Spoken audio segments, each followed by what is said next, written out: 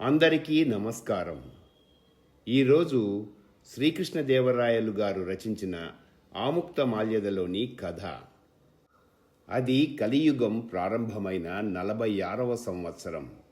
శ్రీ విశ్వనాథ సత్యనారాయణ గారి పరిశోధన ప్రకారం సుమారు 5,000 ఏళ్ల క్రితం పాండ్యదేశంలో శ్రీవల్లిపుత్తూరు అనే భవ్యనగరం ఉండేది. ఆ నగరం మింటినంటే మేడలతో, హంసల క్రీంకారాలు ధ్వనించే కొలనులతో, బాతులకు ఆశ్రయమైన కాలువలతో, ఉద్యానవనాలతో, మామిడి, పనస, అరటి మొదలైన తోటలతో అతి రమణీయంగా ఉండేది. 4 వర్ణస్థులు సుఖశాంతులతో ఉండేవారు. ఆ ఊరి స్త్రీలు మేనికి పసుపు పూసుకొని చెరువులో స్నానమాడి ఆ ఊరి దేవుడైన శ్రీ మన్నారు శ్రీకృష్ణస్వామి అభిషేకానికై బిందెలలో నీళ్లు తీసుకొని పూజకు కలువలు కోసుకొని పోయేవారు. గ్రంథాలను, ప్రబంధాలను చదువుకుంటూ కాలక్షేపం చేసేవారు. ఆ ఊరి ప్రజలు అతిథి కనపడగానే సాష్టాంగ నమస్కారం చేసేవారు.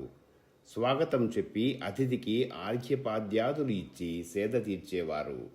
టెంకాయ ఆకుల చేపపై కూర్చుండబెట్టి విశాలమైన అరటి ఆకు పరచి భోజనం పెట్టేవారు.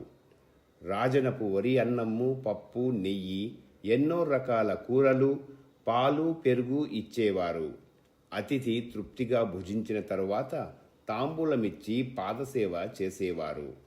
అతిథి వెళ్ళి వస్తాను అనగానే శక్తి కొలది అతనిని సత్కరించి కొంత దూరం అతనితో నడిచి అతనిని సాగనంపేవారు. సేవ చేయటానికి అంత కొంచెం అవకాశం దొరికిందని విచారిస్తూ తిరిగి వచ్చేవారు. ఈ విధంగా అతి శ్రద్ధతో ప్రతిదినము అతిథి అభ్యాగతుల సేవ చేసేవారు ఆ ఊళ్ళోని గృహస్థులు.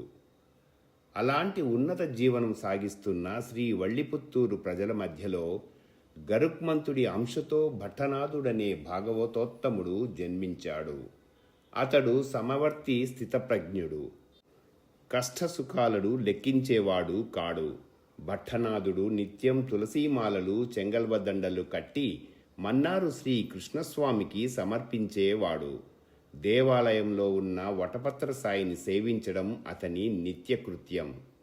ఏమి విద్యలు అభ్యసించకపోయినా జ్ఞానం, వైరాగ్యం కలిగిన ఉండేవాడు. ఎల్లప్పుడూ విష్ణువునే ధ్యానిస్తూ ఉండేవాడు. అతని నిష్కల్మష భక్తికి మెచ్చి శ్రీహరి అతని హృదయంలో ఎల్లప్పుడూ నివసించేవాడు.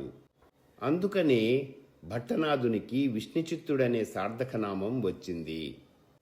మానవ సేవే మాధవ సేవ భవతరణానికి నావా అనే సూక్తిని త్రికరణ శుద్ధిగా నమ్మినవాడు విష్ణుచిత్తుడు. అతడు ఎంతో భక్తితో అతిథిని సేవించి సేద తీర్చేవాడు. వానాకాలంలో వరి అన్నము, పప్పు, 4-5 కూరలు, వరుగులు, వడియాలు, పెరుగు మొదలైన వాటితో అన్నం పెట్టేవాడు. వేసవిలో ముందుగా అతిథికి శ్రీచందనం ఇచ్చేవాడు.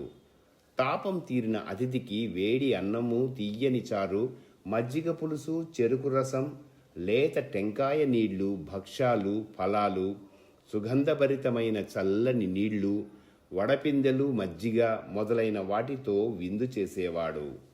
శీతాకాలంలో పునుగులు, వాసనగల రాజనపు అన్నం, మిరియపు పొడి, వేడివేడి కూరలు, ఆవపచ్చళ్ళు, పాయసము, ఊరగాయలు, వేడిగా ఉన్న నెయ్యి, పాలు మొదలైన వాటినిచ్చి అతిథిని సంతృప్తిపరిచేవాడు. ఈతడు ఎంతటి భక్తుడంటే ఏ విద్యలు నేర్వకుండానే ఆ దేశపు రాజైన వల్లభదేవునికి నారాయణుని పరతత్వం బోధించగలిగినాడు. సాక్షాత్కరించిన విష్ణువుకి తన దృష్టి తగులుతుందేమోనని పరమాత్మకే మంగళశాసనం చేశాడు. గోదాదేవిని శ్రీహరికి కన్యాదానం చేసి లోకనాథునికే మామ అయినాడు. పిల్లలు, ఈ కథలోని నీతులను మరొక్కమారు చూద్దాం. ఏ కాలానికి హితమైన ఆహారము ఆ కాలంలో అతిథికి ఇచ్చి అద్వితీయ అతిథి సేవ చేసి మనకు మార్గదర్శి అయినాడు పరమభక్తుడైన విష్ణుచిత్తుడు. ప్రపంచం ఇంకా కన్ను విప్పని నాడే అన్ని రంగాలలో అగ్రశ్రేణిలో ఉండదగిన శ్రీ వల్లిపుత్తూరు వంటి నగరాలు ఎన్నెన్నో మన దేశంలో. ఆధ్యాత్మికతలోనే కాక నాగరిక జీవనంలో కూడా ప్రపంచానికి గురువై బోధించిన భారతదేశంలో పుట్టిన మనం అదృష్టవంతులం. ఈ కథ ఇంతటితో సమాప్తం. ఈ కథ మీకు నచ్చినట్లయితే లైక్ చేయండి, కామెంట్ చేయండి, షేర్ చేయండి, అలాగే సబ్స్క్రైబ్ కూడా చేయండి. అందరికీ ధన్యవాదాలు. ఇక సెలవు.